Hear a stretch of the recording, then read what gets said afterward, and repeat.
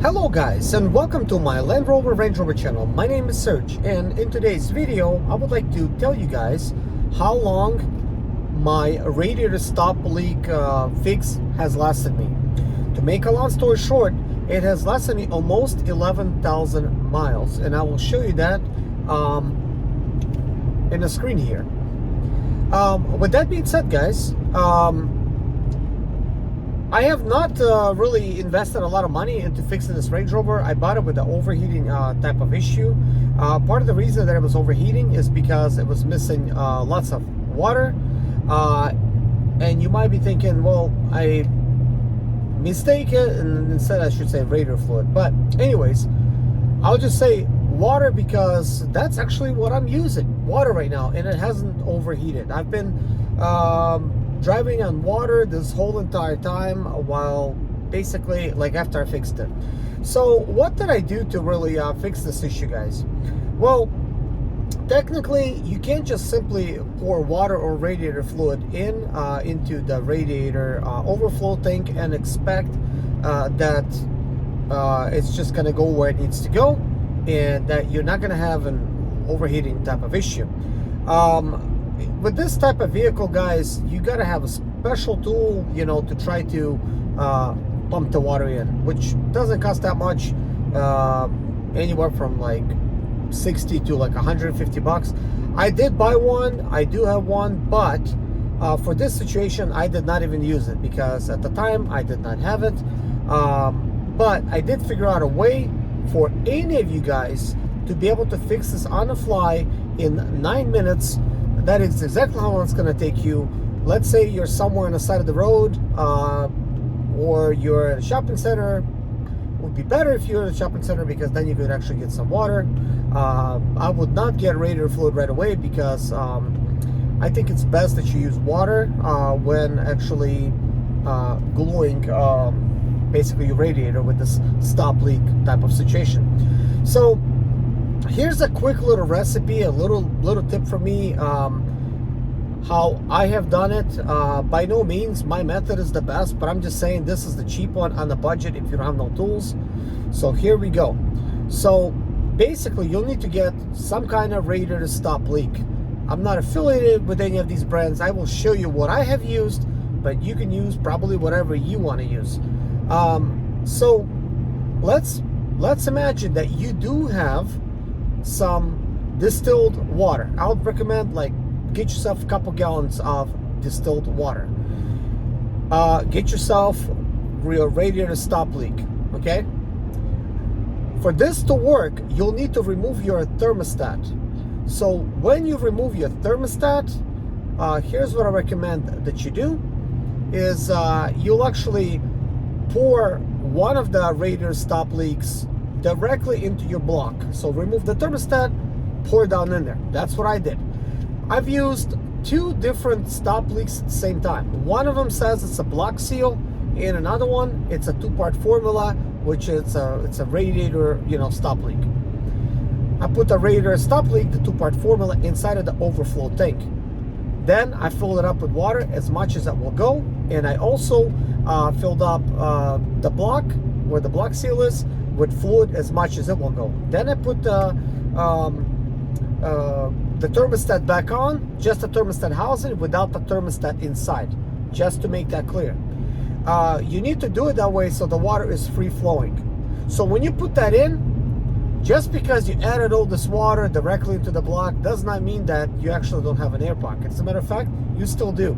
And your vehicle will still overheat when this is being done. So do not just stop this video and think, oh, I got it. No, it's gonna overheat, okay?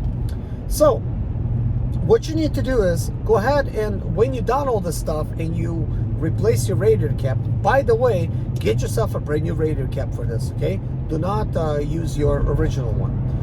Unless you know that your original one is fine, okay?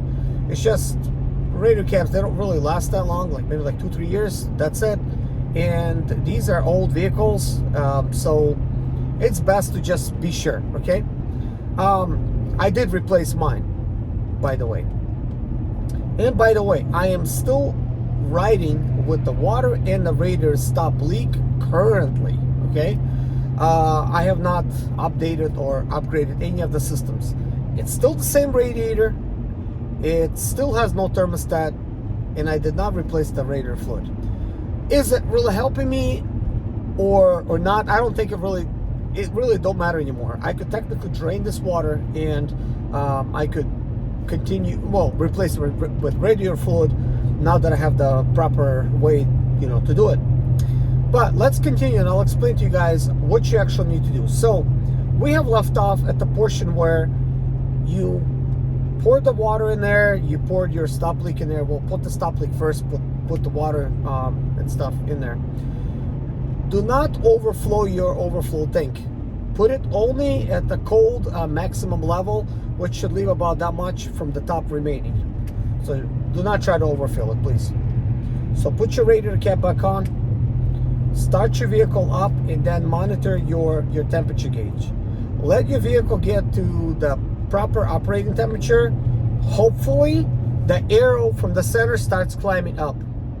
So if it starts climbing up, just like wait for it to climb up a little bit. It could be about 3/4 way. That's fine. Go ahead and shut your vehicle off. Put your timer on your phone to 9 minutes. Well, set it for 9 minutes. In 9 minutes exactly, make sure you have your water ready, and make sure you use distilled water. That is best. What you're gonna need to do then is open up your radiator cap. So when you open it up, be careful, of course, but I've noticed in 9 minutes it has already cooled. And when you open it up, of course, do it slowly. You don't need to do it fast. This is not like speed, sensitive. Just remove it slowly. Make sure you protect your eyes, protect your hands. That way you don't get burned, because it still is gonna be hot. Okay, so you remove it, but nothing should be splashing out. If it's splashing out, it means you did not wait long enough. If you started to spill over, that's not good.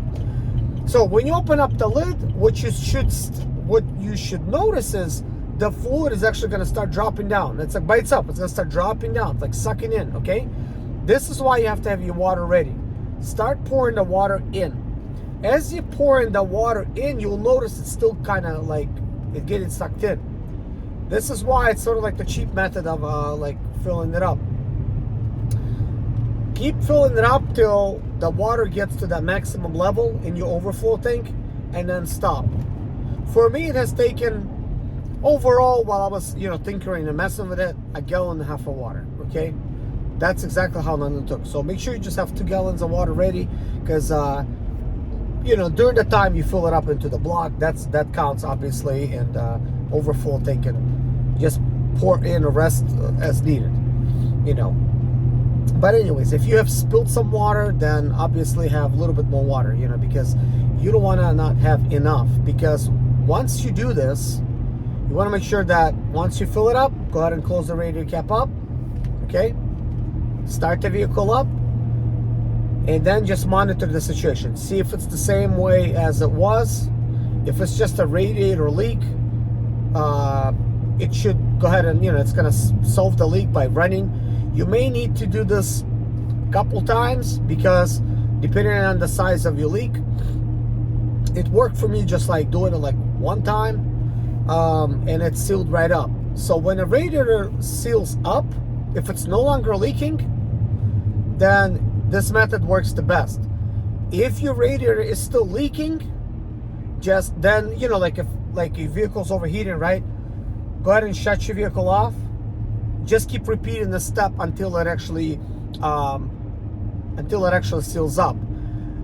You do not need to add any more radiator stop leak. It should be enough. It's still gonna spread around. This is why you put some on the block. This is why you put some on the radiator. It's slowly gonna get to where it's going.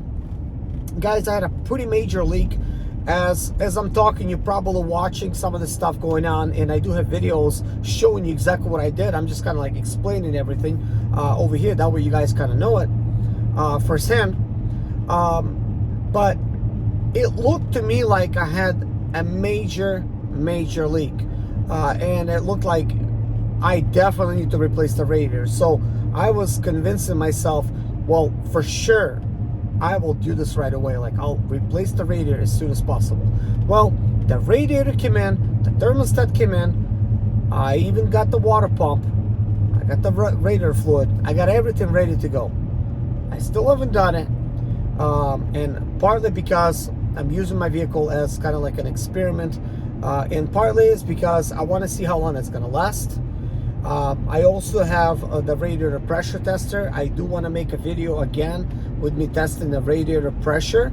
I do not want to really add a lot of pressure right now because I do not want it to fail. But in case it does fail, then I will then replace it with a regular radiator. I just want to make sure that I document the whole thing. That way you guys will know after radiator seals, will it actually hold pressure? Right now, I do not know. I suppose it does because technically there should be about 16 psi of pressure in the system.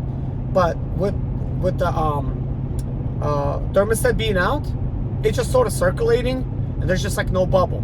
Now, as a warning, guys, I warn you, do not, and I repeat, do not open up your radiator cap while the engine is running. You will, and I'm not, you will let the air in there. You will somehow create an air pocket. Somehow the water is going to go away. Like, you will mess things up. I'm serious. These vehicles are so finicky. So you only want to open up your radiator overflow tank when a radiator is leaking and you messing with it or whatever. Or I mean, when the vehicle's cold. Like, that's what I wanted to say. Only when it's cold. Because seriously, I actually recreated this whole issue. I solved the issue, like everything was great, and I did this actually about 6,000 miles ago, 6 or maybe a little bit more. That's a video you've seen. Well, previous to this, I was doing some tests and I was driving the vehicle around and stuff like that, and I show you everything kind of like that I did. But of course, I am driving this vehicle every single day. This is my daily. I don't just have it sitting. This is why I have accumulated I have put 11,000 miles on it. It has 164,000 miles on it now. Well, almost. I'm just rounding numbers off because the extra, 20, 30 miles, it doesn't really matter. It's already there, with that being said, for somebody, this could be a whole 6 months of driving, or 9 months of driving, depending on how often you use the vehicle. But for me, I accumulate this miles kind of quickly. I think I did this in 3 months. I think. I mean, it's right now. It's at the end of June. So yeah. What else I wanna mention with this thing? Well, I have nothing else that I want to mention besides the fact that I do want to tell you guys my experience with the Range Rover. I love it. I enjoy it. I do not want to get rid of it. I had a lot of comments on my other channel. They were telling me, "Oh, get rid of it right away. They're so bad. There's head gasket issues and things of that." Of course I know. When I bought it, I already knew. I already knew the problem that they're having because I watched a lot of YouTube videos and I found out that yes, they have lots of issues. They have a bad reputation. But you know what, guys? A lot of this reputation comes from the second-hand owners for these vehicles, and they are the ones that's making this vehicle look bad because, first of all, it's a very expensive vehicle. Right now, they're like, for a brand new one, it's like $125,000, okay? But let's say you buy a $125,000 Range Rover and you do some stupid stuff like mess with the radiator or this and that, and it seems like very simple, but you're thinking you're somehow taking care of it, or maybe you take it to some regular type of mechanic that tells you he knows what he's doing, but he really has no idea. Yeah, it's gonna get screwed up. It's gonna get all messed up, and I think that's exactly what happened to this vehicle. It's not a $125,000 car, but still, it had a brand new thermostat, and I could even say it had like what looked to me like brand new radiator lines. Now they're a little bit dirtier because there was some spills done by me at the time when I was fixing it because radiator was leaking and stuff. But I noticed even like the radiator hoses look good. Like everything looked good to me for this type of mileage that I have. So I'm thinking, literally, it was at some mechanic, and they installed this, they installed that, and they're like, hey, you know, there's nothing we could do, and this ended up at an auction. So, you know, there's that. But anyway, somebody like me gets it. I had, you know, I'm just like a do-it-yourselfer DIY type of guy. This is the kind of YouTube videos I make. My main channel has almost 30,000 subscribers, and I have various cars. But the thing is, I'm mechanically inclined, and I'm pretty good at figuring things out. And even though I've never owned a Range Rover before, you know, this is my first time, I didn't find it hard to work on. As a matter of fact, this is one of the easiest vehicles to work on compared to my other stuff that I worked on. I've never seen radiator problems like this before. The only time I've seen it was on Cadillac North Star engine. They had some overheating issues, and even that one I bought with overheating issue. I fixed it. Everybody was telling me it was a head gasket. It was not the head gasket. It was just water leaking out of the pipes. And anytime you have water leaking out of any kind of radiator pipes, hoses, radiator, it cannot build proper pressure. Therefore, it will not cool down the vehicle. Yes, if you continue driving it like that, you will need a head gasket. This is probably why a lot of them end up getting a head gasket. It's just people, they don't know what they're doing. So basically what I want to say is this: when you get a Range Rover, okay, either have money to pay somebody for proper service, or be a mechanic and learn how to work on it and basically just do it yourself. And that's kind of like what I'm doing. I'm just basically working on it myself. And guys, since I got it, I did not need to do much work to it at all. That's it. That's the only thing that I have done to it. But anyways, good luck with your Range Rover. Good luck with your Land Rover or Jaguar, because it's a very similar engine in these type of vehicles. I'll see you guys in the next video. Please subscribe to the channel, and let me know if you have any questions. You know, perhaps I could help answer them, or anybody else in the comment section that owns this type of vehicles. But I do plan to post more and more videos of service and whatnot about this vehicle to this channel. That way we could all learn from each other, you know. By no means I know everything, but what I do like is to do the service myself and share what I know with you guys. Well, anyways, thank you so much. Take care of yourself, and I'll see you guys in the next video. Bye bye.